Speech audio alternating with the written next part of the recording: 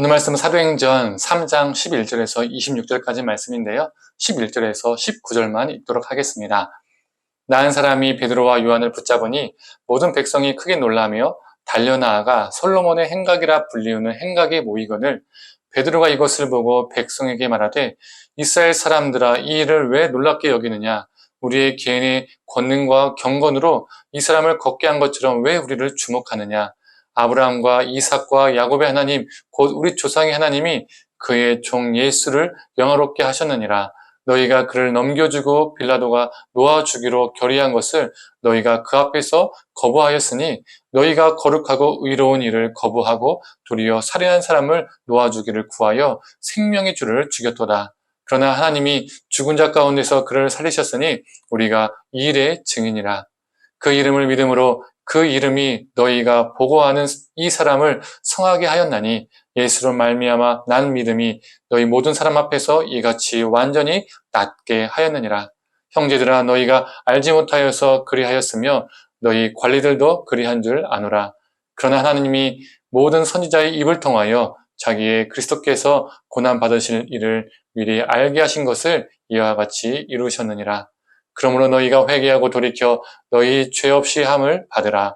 이같이 하면 새롭게 되는 날이 주 앞으로부터 이를 것이요. 아멘.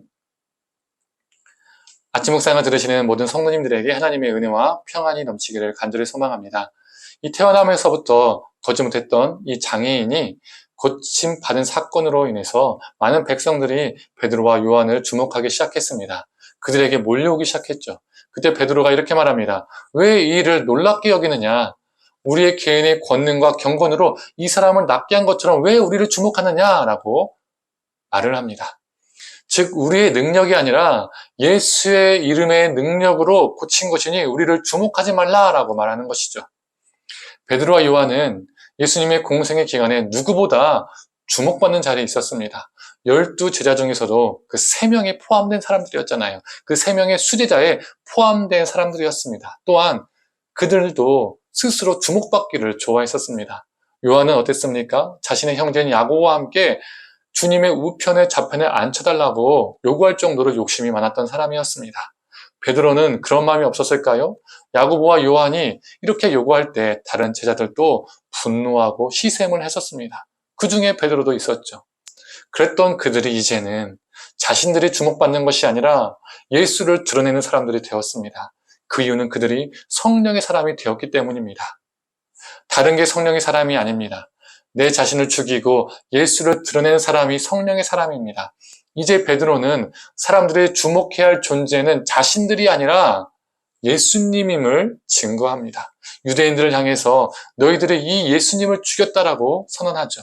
그들은 예수님이 예루살렘에 입성할 때만 해도 종려 나무가지를 흔들고 예수님을 환영했습니다. 그러나 자신들의 기대와 욕망이 채워지지 않자 예수님을 배반하고 죽였습니다. 하지만 하나님은 예수님을 죽은 자 가운데서 살리셔서 영화롭게 하셨습니다. 그리고 베드로는 그들을 향해서 이렇게 말합니다. 19절의 말씀입니다. 그러므로 너희가 회개하고 돌이켜 너희의 죄 없이 함을 받으라. 이같이 하면 새롭게 되는 날이 주 앞으로 이를 것이요. 베드로가요, 이것을 먼저 경험했습니다. 이전에 베드로도 자신만을 주목했던 삶을 살았던 사람입니다. 그래서 예수님이 자신의 기대와 부합하지 않을 때, 미치지 않았을 때 예수님을 부인하고 저주했던 사람이었습니다. 그랬던 자신을 찾아와 주셔서 용서하신 예수님을 베드로는 경험했었습니다.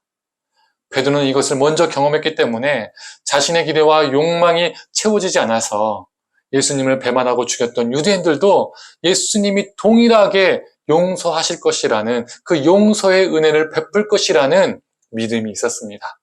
그래서 베드로는 나처럼 회개하고 돌이켜서 죄사함을 받으라. 예수 앞에서 새롭게 되는 날이 있을 것이다 라고 선포하고 있는 것이죠. 오늘 본문을 통해서 우리가 알 수 있는 것이 무엇입니까? 예수 믿는 자는 예수를 이용하여서 자신의 기대와 욕망을 채우는 자가 아니라 예수를 드러내는 사람들입니다. 베드로는 예수를 이용하여서 자신을 드러내는 그 사람에서 반대로 예수님을 드러내는 사람으로 변화되었습니다. 그리고 자신의 민족인 유대인들도 그렇게 되기를 소망했습니다. 성도님들, 혹시 우리 안에 예수님을 이용하여 우리의 기대와 욕심을 채우려 하는 모습은 있는지 없는지 돌아보았으면 좋겠습니다. 그 기대와 욕심을 이룸으로써 우리를 드러내고자 하는 것은 아닌지 돌아보았으면 좋겠습니다. 우리의 기대를 위해서 예수님을 이용하는 자가 아니라 예수님의 기대를 위해서 우리가 사용되기를 원합니다. 예수를 이용하여서 우리가 드러나는 자가 아니라 우리가 사용되어서 우리를 통해서 예수님이 드러나기를 간절히 소망합니다. 함께 기도하겠습니다. 하나님, 베드로가 자신의 욕망에 예수님이 부합하지 않을 때 예수님을 부인하고 저주했었습니다. 그러나 부활하신 예수 그리스도를 만나고 성령의 충만함을 받아서 전혀 다른 사람이 되었습니다. 그 욕망을 채우고 자신을 드러내고자 했던 그 삶 속에서 자신은 죽어지고 예수 그리스도를 드러내는 삶을 살고 있습니다. 선포하는 삶을 살고 있습니다. 하나님, 베드로의 삶이 우리의 삶이 되게 하여 주시옵소서. 정말 예수님을 이용하여 우리의 욕망과 기대를 채우고자 하는 모습이 있었다면 죽어지게 하시고 우리를 드러내는 삶이 아니라 오직 예수 그리스도를 드러내는 삶 되게 하여 주시옵소서. 우리의 행동과 우리의 언어를 통하여 우리의 총체적인 삶을 통하여 예수님만이 드러나게 하여 주시옵소서. 모든 걸 감사드리며 사랑에 많으신 예수님의 이름으로 기도드립니다. 아멘.